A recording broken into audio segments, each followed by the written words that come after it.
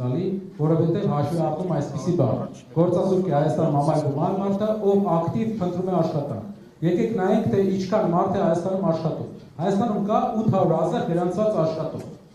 3 միլիոն բնակչության մեջ ունենք 800,000 գրանցված աշխատող, 800,000 մարդ է աշխատում։ 3 միլիոն բնակչության մեջ մենք ունենք 500,000 թոշակառու, մոտ 700,000 ուսանողական կամ դպրոցական տարիքի երեխա կամ երիտասարդ, իսկ մնացողը։ Այսինքն մենք ունենք 1.8 միլիոն մարդ ու աշխատում է 800,000 մարդ։ Վիճակագրական կոմիտեի տվյալները օրինակ ցույց է տվել պարոն Բագրատյան, որ Գեղարքունիքի մարզում 4% է գործազրկությունը, մոտավորապես Ավստրիայի չափ։ Ես միշտ ասում եմ, որ իրանք թվական խեղաթյուրեն եւ այլն, բայց նայեք, sense-ն է, Ղարաբաղից եկած գյուղը բնակչությունից հետո մենք ունենք 3 միլիոն բնակչություն։ Այդ 3 միլիոնից 502,000-ը թոշակառու։ 221,000 մարդ աշխատում է պետական բյուջետային սեկտորում։ 584,000 մարդ աշխատում է մասնավոր բիզնեսում։ Միակ թիվը, որ մենք չգիտենք, ոչ մի հաշվառում չկա, գյուղում ինչքան են աշխատում։ Գնահատական այսպիսին է մոտ 350,000։ Այս համաձայն եմ թվերի, բայց այդ բանը երկրորդը 0% փոքր բիզնեսի համար։ Ես այս հարկային արտոնություններին զգուշորեն եմ վերաբերվում։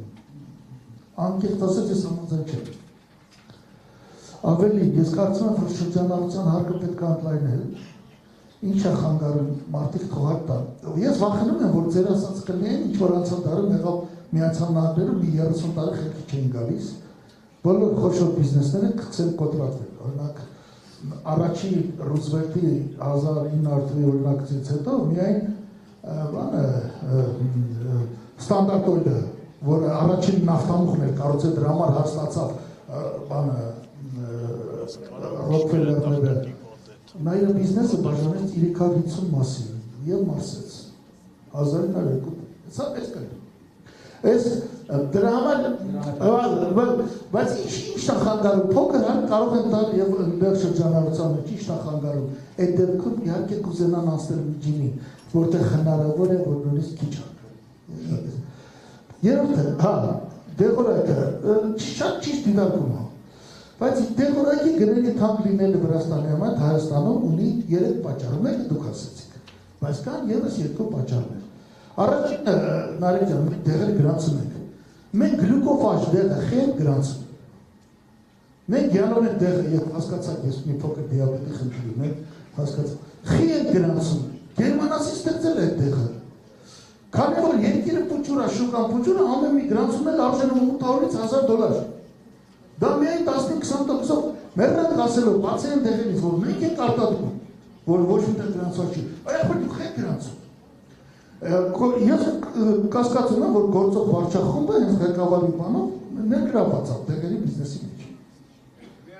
Մենք չենք ուզում այդ դեղերը գրանցել, ընկերներ։ Մենք չենք գրանցում ենթանենք լանդուց դեղամիջոցներով կամ ասպիրինը։ Այդ Գերմանիայում մենք գրում ենք, որ այն դեղերը, որոնք գրանցված են Ռուսաստան, Գերմանիա եւ այլն, ախտանակ համարվում է գրանցված Հայաստանում։ Միայն նախարարությունը հաստատում է եւ այդ հիմնարկը այդ դեղերի փորձակնության վերացնում ենք, լուծարում ենք ընդհանրապես պետք չի։ Միայն պետք է, որպեսզի առողջապահության նախարարությունը գրանցի տեղական արտադրության դեղը, որը այդ ինչ լավն ավարտն, պետք է փորձարկում անցի։ Շրջան, մի հատ դեղ գրանցել համար այսօր մենք Ժարդենս դեղը 10 տարի չեն գրանցում, այս է ցավտան, 15 տարի Եվրոպան օգտագործում է։ 10 տարի չեն գրանցում։ Երեք օրինակ Միկել Տարան հիվանդանոց Վարդան Ղուկասյանի եթե Ժարդենս խմել այդ օրը չեն գրի։ Չնայած ամենակիչն են գնել, որ նա ընդհանրապես չձերբակալի։ Ես դեղերի մասով դա խնդրում եմ նկատինել, բայց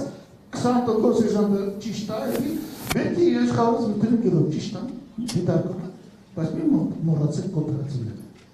Նայեք, ձեր ասածը կթեթևացնի գյուղացուն, բայց պրոբլեմը չի լուծում։ Ինչը։ Որովհետև գյուղում մի պրոբլեմ կա։ Մեր գյուղացին գործարաններին վաճառում է խաղող։ Նա պիտի գինին վաճառի, որովհետև եթե խաղողը վաճառում, ավելացած արժեքը եկավ գործարան։ Եթե գինին է վաճառում, ավելացված արժեքը մնաց գյուղում։ Մեր գյուղերի հարաբերական աղքատության հիմնական պատճառը քաղաքն է։ Կամ, եթե ինքը պոմիդոր է վաճառում, ավելացված արժեքը եկավ քաղաքը։ Եթե ինքը տոմատ է վաճառում պոմիդորի սարքած, ավելացված արժեքը մնաց գյուղ։ Եթե ինքը օսլա է վաճառում, ավելացված արժեքը մնաց գյուղ։ Եթե կարտոֆիլ է վաճառում, ավելացված արժեքն եկավ քաղաքը։ Նույնն է ասենք բանի, պանիրի կաթի մասով։ Նա պետք է պանիրի հումքը վաճառի, պանիրի կաթի համար, կաթը մենք եւ երկրորդը պետք է կարգավորել կաթի փոշու այդ ներմուծումները։ Բայց դիտարկումը ճիշտ է, ես իսկ գյուղում մեզ պետք է կոոպերացիա։ Ինչպես։ Այո, օրինակ գյուղն է, արտադրում է պամիդոր։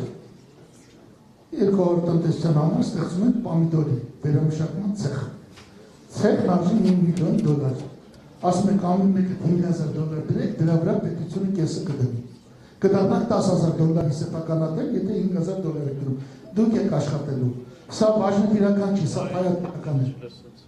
Եվ այդ կոոպերացիան կաշխատի։ Թույլ ես պատասխանը, պարոն Բաքարյան։ Սպասի վերջացնում։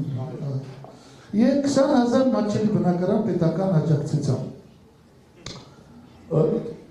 Ես կարծում եմ, որ մատչելի բնակարան պետք է լինի նոր ամուսնացող զույգերի համար։ Որտեղ մեր վիճակը այսպես է, մենք ունենք 110 միլիոն քառակուսի մետր բնակ մակերես եւ ունենք 3 միլիոն բնակչություն։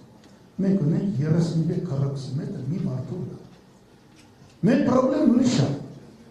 Հիմա ինչ անում պետությունը։ Պետությունը ասում է այստեղ գյուղից արի, թողը անասուն բան հողմով թող արի։ Արի դարձի բնակարանի վճարունակ եկամտային հարցեր։ Հիմա ես կարծում եմ, որ բնակարանի իրավունք պետք է ունենա միայն առաջ ամուսնանալուց, ամուսնական զույգը սահմանափակ քանակով եւ այդ փողը հետագա 20 տարին պետությանը չվերադարձնի, չի կարող վաճառել այդ բնակարանը։ Եվ ես կարծում եմ, որ ընդհանրապես այս մասշտաբի բնակարանի շինարարություններ պետք չի, մենք գյուղերի իմ այսպիսի գյուղերի մասածները չեն հակասել ձեր ասածների, բայց մի փոքր այդ խնդիրների նայել ուրիշ մասով եւ լուսման մեջ իր մեջ բանը։ Բոլոր դեպքերում շնորհակալ եմ հրավերի համար, արտահայտել հնարավորության համար, առիթ կլինի խնդիր կլինի միշտ պատրաստ եք կիսվել իմ կարծիքով։